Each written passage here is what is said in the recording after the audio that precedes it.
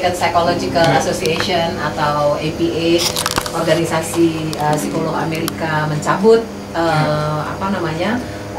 homoseksualitas dari daftar gangguan jiwa sekitar tahun 70-an.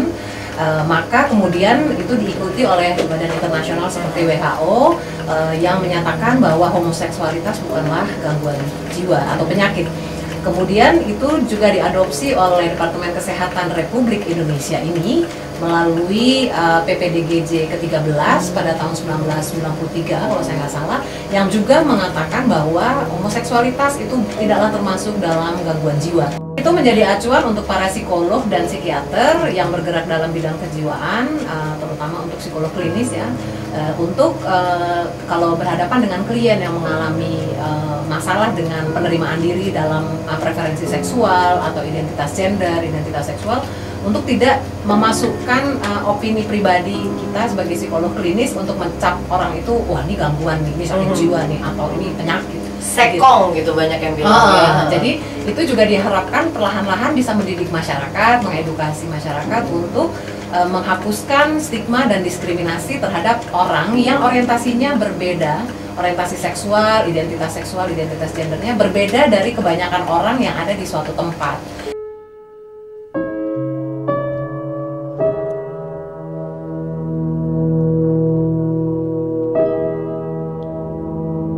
Iya, saya suka agak prihatin kalau orang mengatakan bahwa orientasi seksual itu pilihan, karena saya percaya dan saya melihat sekali dari banyak pengamatan dan penelitian saya bahwa orientasi seksual itu lebih banyak di atas 98% itu adalah given atau terberi. Jadi lain sekali dari anggapan masyarakat bahwa itu adalah pilihan, karena tanyakanlah pada diri Anda sendiri, baik Anda yang heteroseksual, Anda yang homoseksual, atau siapapun Anda, apakah ketertarikan Anda pada lawan jenis atau sesama jenis itu adalah pilihan atau dia terberi? Menurut saya penghayatannya pada anak kecil pun sudah ada, dia sesuatu yang given. Memang kemudian ada pilihan yang dilakukan oleh orang tua, karena sebagian dari proses identitas seksual itu adalah sosialisasi nilai-nilai orang tua, pengasuhan ya, penanaman value yang kemudian orang tua karena sibuk dengan apa yang sudah digariskan oleh masyarakat kemudian membentuk kita. Misalnya gini, saya melahirkan seorang bayi perempuan, maka orang di sekitar saya sudah mempunyai konstruksi sosial bahwa kalau jenis kelaminnya itu vagina, ada vaginanya aja, itu namanya perempuan. Artinya berderet-deret kemudian akan ada kewajiban, nanti bajunya pink, bajunya harus rok, jarang-jarang pakai celana, mainannya harus boneka, harus lemah lembut. Itu namanya sosialisasi peran seksual dan sosialisasi peran gender. Nah itu pilihan kan oleh orang tua memilih membesarkan anaknya seperti apa, walaupun orang tua memang belum tahu anaknya nanti tertariknya pada laki atau pada perempuan.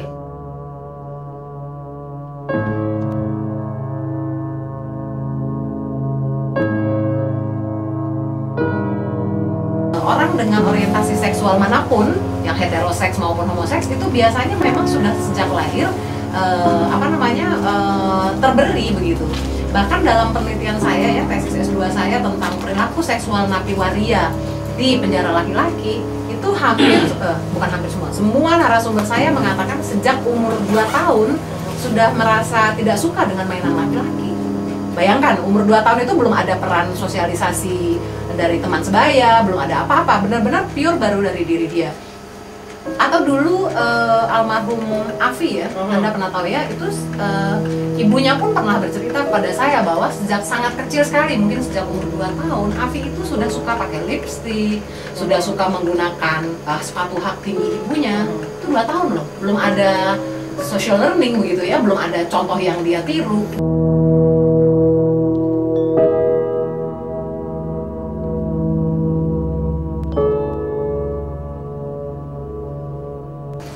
Yang pertama-tama kita mesti mendidik diri kita dulu sendiri ya, nggak usah mendidik orang lain ya, untuk bersikap wajar menerima bahwa dunia ini terdiri dari berpuluh-puluh miliar kemungkinan. Sebanyak jumlah kepala manusia, sebanyak itu pula lah perbedaan dan keragaman apapun. Keragaman agama aja susah diterima oleh masyarakat. Bagaimana keragaman seperti ini? Termasuk keragaman identitas seksual, karena bagaimanapun manusia itu terlahir sebagian besar itu sudah dengan preferensi seksual atau ketertarikan seksual terhadap lawan jenis atau sesama jenis itu sudah ada gitu ya. Kalau menurut teori-teori kepribadian juga begitu gitu ya. Bahkan kalau menurut Freud manusia itu kan makhluk seksual ya. Bahkan di dalam rahim pun bayi laki-laki pun sudah ereksi misalnya begitu. Kalau dan apa namanya harus diakui bahwa amat sangat gegabah kalau kita menyederhanakan atau mensimplify begitu keragamannya manusia dan identitas seksualnya, identitas gendernya hanya ke dalam satu kelompok yang banyak saja, yaitu heteroseksualitas. Karena kecenderungan berpikir seperti itu, itulah yang akan melahirkan yang disebut tadi homofobia, yaitu kebencian atau ketakutan terhadap kelompok homoseksual karena dianggap berbeda. Jadi perasaan tidak nyaman itu membuat kita selalu curiga, marah karena seseorang itu berbeda dari kita gitu. Misalnya kalau kebanyakan kita berkulit sawo matang, kita terus melihat orang yang agak bule kan, ih kok lu beda sih dari gue gitu. Maka timbullah gitu prasangka, akhirnya jadi prasangka kan. Ini juga terjadi pada kelompok seperti homoseksual yang dianggap berbeda dari kebanyakan orang di Indonesia.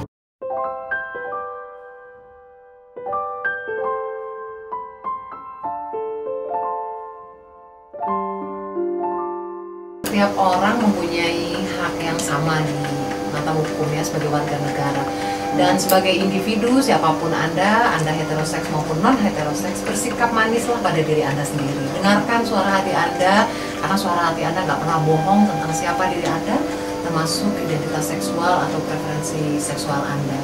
Dan tidak kalah pentingnya, saya ingin mengatakan bahwa para orang tua hendaknya juga lebih aktif dalam mendengarkan suara anak-anak kita yang mungkin selama ini kita bungkam hanya karena dia berbeda orientasi seksualnya dari kita. Tolong, mereka sudah sangat tersiksa seumur hidupnya oleh penilaian seksual. Jangan lagi kita sebagai orang tua menjadi pihak yang paling keji menilai mereka gitu ya. Karena kalau tidak kepada kita sebagai orang tuanya, kepada siapa anak-anak kita mau pulang begitu. Jangan sampai dia pergi dari kita, pergi dari rumah, pergi dari hidup kita hanya karena dia tidak merasa nyaman dengan kita sebagai orang tuanya. Jadi saya juga menghimbau bukan hanya anak-anaknya, para LGBTIQ ini yang bersuara, tapi tolong orang tua juga bersedia coming out tentang konflik-konflik yang terjadi dalam diri mereka dan sharing kepada orang tua lain bagaimana seharusnya menerima anak-anak dengan orientasi seksual yang berbeda ini.